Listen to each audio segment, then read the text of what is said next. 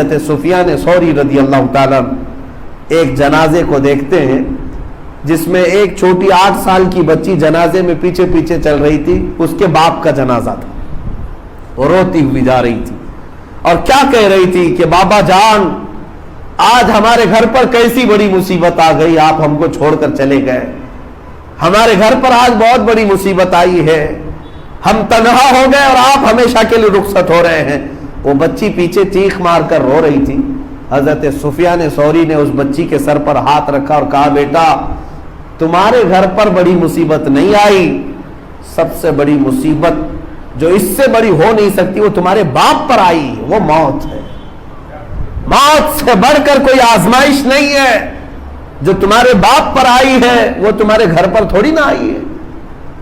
ایک بار تو وہ جدا ہوا ہے, کل سے پھر تم کھانے پینے پہ لگ جاؤ گے, تمہارے معاملات ویسے ہی چلیں گے, لیکن تمہارے باپ کے متعلق سوچا کہ اس کی آج تو پوری دنیا بدل چکی ہے.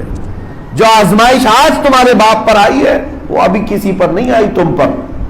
موت سے بڑھ کر کوئی آزمائش نہیں.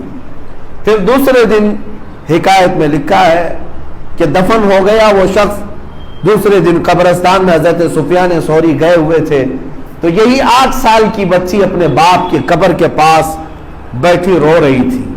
8 سال کی بچی تھی, اپنے باپ کو قبر میں یاد کرتے ہوئے رو رہی تھی کہ بابا جان آپ بیمار تھے, میں دوائیاں لا کر آپ کو دیا کرتی, آپ اٹھ نہیں سکتے میں بستر جھاڑ دیا کرتی, میں آپ کو شال اوڑھا دیا کرتی, آپ کو پانی اور کھانا میں پیش کر دیا کرتی.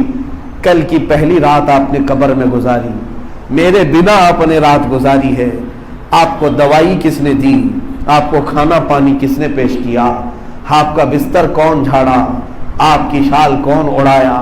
یہ بچی ننھی سی اپنے باپ کی قبر کے پاس بیٹھ کر گریہ وزاری کر رہی تھی. پیچھے حضرت سفیان ثوری کھڑے تھے, ہائے, اور اس بچی کو اٹھایا اور کہا بیٹا اب اپنے باپ سے وہ باتیں مت پوچھ, جو کچھ تو دنیا میں کرتی تھی یہ مت پوچھ, بلکہ اپنے باپ سے یہ پوچھ کہ بابا جان جو ہم نے کفن پہنا کے بھیجا تھا فرشتوں نے اس کو باقی رکھا ہے یا چھین کر ننگا کر دیا ہے. یہ پوچھ اپنے باپ سے کہ ہم نے تو تمہیں سجا سوار کر کے بھیجا تھا, بابا جان تمہارا چہرہ کل جیسا تھا ویسی ہی ہے یا پھول کر پھٹ چکا ہے. اپنے باپ سے یہ پوچھ کہ ہم نے تمہیں نہلا دھلا کر کے بھیجا تھا اسی طرح قبر میں موجود ہو یا ہر جگہ سے نجاست نکل چکی ہے.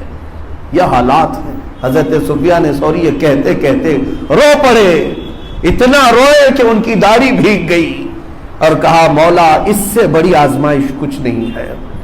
اسی لیے حضرت عثمان غنی رضی اللہ تعالیٰ عنہ کا حال یہ تھا کہ مصلی بچھاتے اور اگر قبروں کا کوئی ذکر کرتا تو اتنا روتے تھے کہ ان کا مصلی بھیگ جاتا. ان کا غلام مصلی نچوڑ کر کے سکھایا کرتا تھا. حضرت عثمان غنی سے پوچھا گیا آپ صرف قبروں کے ذکر پر اتنا کیوں رو پڑتے ہیں؟ حضرت عثمان غنی کہتے تم نہیں جانتے, یہ وہ منزل ہے کہ یہاں سے اگر نکل گیا تو ساری منزلیں آسان ہیں, ساری منزلیں آسان ہیں, اور اگر یہاں پھنس گیا تو ہر منزل اس کے لیے مشکل سے مشکل ہو جائے گی. میرے عزیزو جانا تو وہیں پر ہے, انہی قبروں میں. اسی لیے مولا تعالیٰ نے جو فرمایا حتی زرتم المقابر, جایا کرو قبروں کو دیکھ آیا کرو, قبروں کو دیکھ آیا کرو.